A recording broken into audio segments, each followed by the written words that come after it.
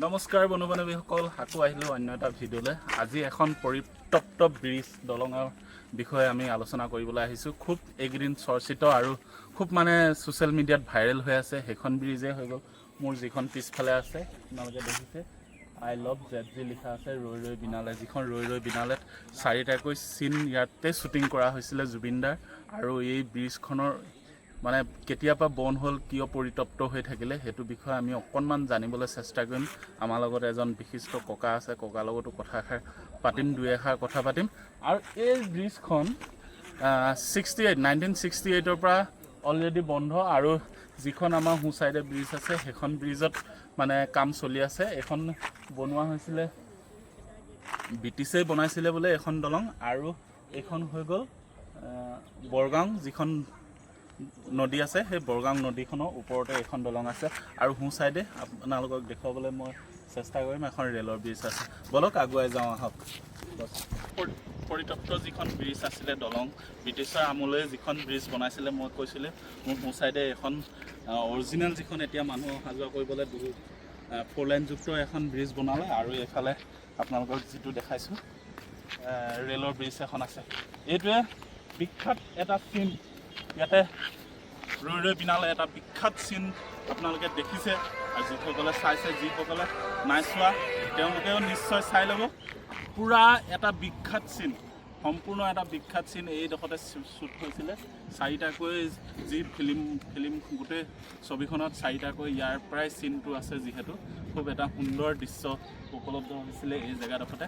আপোনালোকক সম্পূৰ্ণ মই ইয়াৰ ভিউটো আৰু এই গাঁওখনৰ বিষয়ে মই থুলমূলকৈ হ'লেও অকণমান জনাবলৈ চেষ্টা কৰিলোঁ আপোনালোকক। আৰু দেখিছে কেনেধৰণৰ এটা সুন্দৰ লোকেশ্যন জুবিনদাই নিজে বাছি উলিয়াইছিলে। আৰু এই ককা এজনৰ লগত মই যিহেতু কথা পাতিবলৈ চেষ্টা কৰিম। এই ককাজনৰ লগত তেওঁলোকৰ ঘৰত থাকিয়ে কেনেকৈ কি কৰিছিলে আৰু জুবিনদা কেনেকুৱা আছিলে, সকলোখিনি তেওঁ বিতংভাৱে জনাব আমাক। এইডোখৰ পৰা আপোনালোকক অকণমান বলক আৰু অকণমান আগলৈ দেখুৱাই দিছোঁ।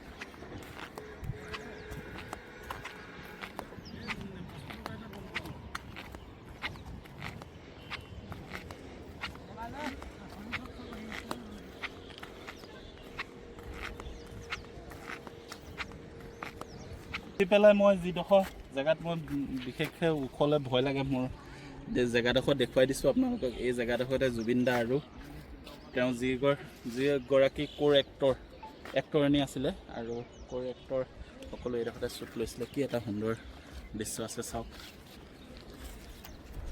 দেখুৱাই দিলোঁ আপোনালোকক সকলোৱে। আৰু আমাৰ টীম পূৰা এক্সাইটেড, আমি গোটেইখিনি টীমে ৰৈ ৰৈ বিনালৈ চালোঁ। আৰু যিহেতু মই আপোনালোকক কৈছোঁ, আজি আমি আহি আছিলোঁ জুবিন ক্ষেত্ৰৰ পৰা আহোঁতে বাটতে এই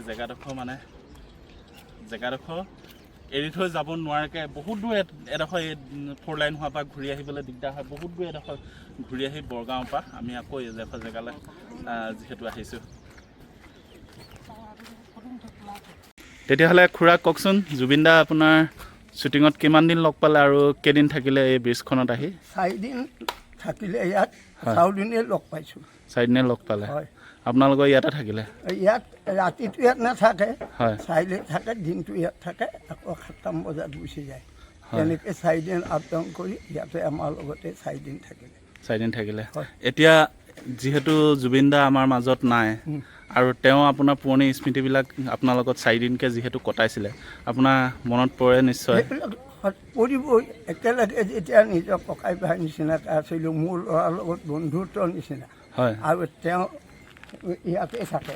হয়। মই সেইকাৰণে সেই পুৰণা সেইবিলাক মনত পৰিবই। হয়। আৰু তেওঁ ব্যক্তিগতভাৱে আপুনি যিহেতু লগ পাইছে, ব্যক্তিগতভাৱে লগ কৰি কেনেকুৱা তেওঁ? খুব আপোনাৰ মানে মানুহৰ লগত ব্যৱহাৰ পাতি কেনেধৰণৰ? খুব ভাল। চবৰ লগতে বহুতে ইয়াত তেওঁ অহালৈকে ফটো মাৰিবলৈ আহে। হয়। তেওঁ বাহিৰা মানুহখিনিৰ লগত অহাব ওচৰ যাব নিদিয়ে, ফটো নালাগে মাৰিব। হয়। তেওঁ একো নকয়, মাৰক, ফটোটো মাৰিলে কি হ'ল। হয়। আপুনি আহক চাওক।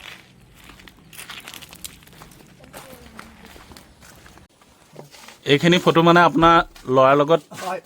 ইয়াতে থাকি আপোনাৰ মানে সহ পৰিয়ালটোৰ সৈতে আৰু গোটেইখিনি ইয়াতে মানে কটাইছিলে। এইখন আমাৰ ককাৰ দোকান এখন আছে সৰুকৈ, গৰিমা বৌ আছে। ফটো মাৰি থৈ গৈছে। হয়। যিহেতু 4 দিনকৈ শ্বুটিং হৈছিলে ইয়াত 4 দিন 4 দিন শ্বুটিং হৈছিলে প্ৰথম দিনা বেছি হোৱা নাই 11 তাৰিখৰ দিনা হয় 12 13 14 3 দিন পুৰা কি মাহ আছিলে এইটো ফেব্ৰুৱাৰী মাহ এই ফেব্ৰুৱাৰী মাহৰ কোন চন আছিলে এইটো এই 25তে 25তে শ্বুটিং লৈছিলে হয় খুব ধন্যবাদ থাকিল ককালে এটা ভাল জানকাৰী দিলে আমাৰ সকলোকে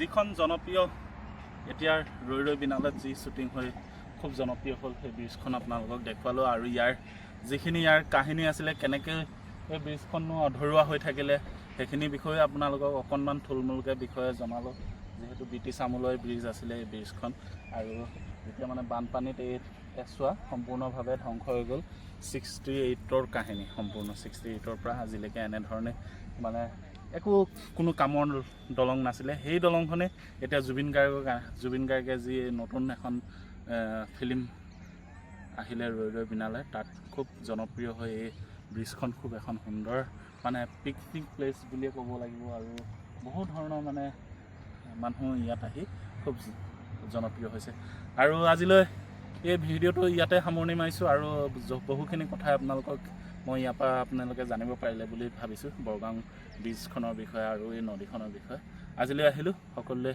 ধন্যবাদ থাকিল যদিহে ভিডিঅ'টো চাই ভাল লাগিলে চেনেলটো ছাবস্ক্ৰাইব কৰিবলৈ নাপাহৰিব আৰু কাষতে থকা বেল আইকনটো দবাওক ধন্যবাদ সকলোলৈ